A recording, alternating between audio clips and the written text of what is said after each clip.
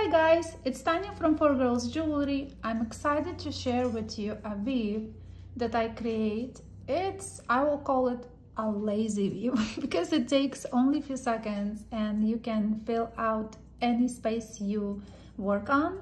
If you like, let's say, easy pendants and you don't like to use the traditional weaving, you can use this one. It's almost instant, seriously, I promise. And I play around. I made simple earrings like that. I made also sort of asymmetrical oval, and I want to use it for my simple necklace. It will be a simple necklace. I will just use the chain here with a little labradorite. So if you're interested to see how I made that, actually pick up your 24 gauge wire and a fork. You'll today actually use fork for wire weaving. Isn't that crazy? So let's pick up wire and start wire wrapping.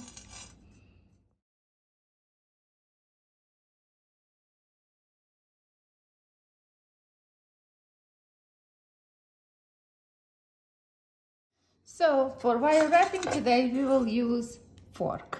That's what we will make. It's something so easy to do. It's almost instant weaving.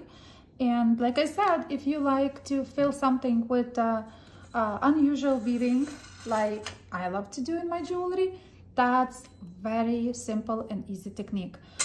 The piece of wire that I use is, let me measure it, it's 24 gauge wire, and we have 15 inches long. I use that piece for all the shapes that I made today on those wings. It was the same length for each wing, and as well as for earrings and that pendant that I showed, all of them. And that it's not big, that is only 1 1/4 inch long. So we will need one wire, let me take it, and a fork. I pick up fork that has a sort of bigger space here, but I think any fork you guys have it will work. So we'll leave a little tail like that. And then what we do is under, over, under. That's the first row. We go back, over, under, over, under. And there you go again. Over, under, over, under. And we keep going. You just try to be I actually push my wire so it sits nice tight. So, and I will use all the wires. So let's see, it's so quick. If you don't fill in front of, because I'm filming in front of my phone, but if you do it and just without anything on top of it, like here, that like I do, it's so quick. So okay, so we have, I will leave those two tails.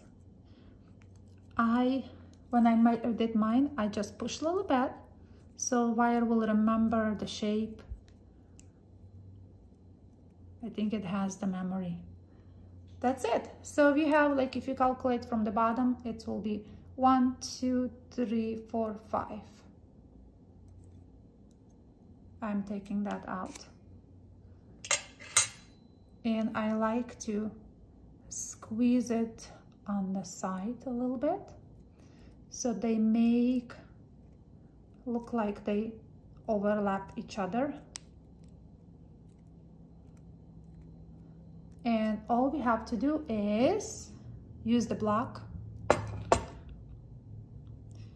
overlap that, and I use my rubber mallet thing. And it just give a nice loving tap on top of the vase. Sorry for my dog. So after you tap several times, I like to tap it gently, but for a little bit, you know, so instead of just pushing very hard on your wires, because it's 24 gauge, you don't want to damage them. But after you're tapping several times, it will be stiff. You will feel it, and that's what I use for my dragonfly wings and for all the things that I showed you. Isn't that cool? It's easy. It's very easy. I was thinking also, because I made several of them, maybe also could be an earring when you can wire wrap those together and then spread that out and maybe add thicker wire.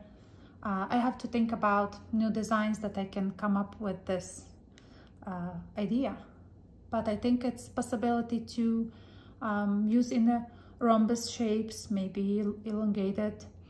We'll see. I will play and maybe film more videos with the same idea, but for now, stuff like wings, any shapes that you work with, any simple earrings can be also added, a little gems on the bottom, pendants, focal points for the necklaces.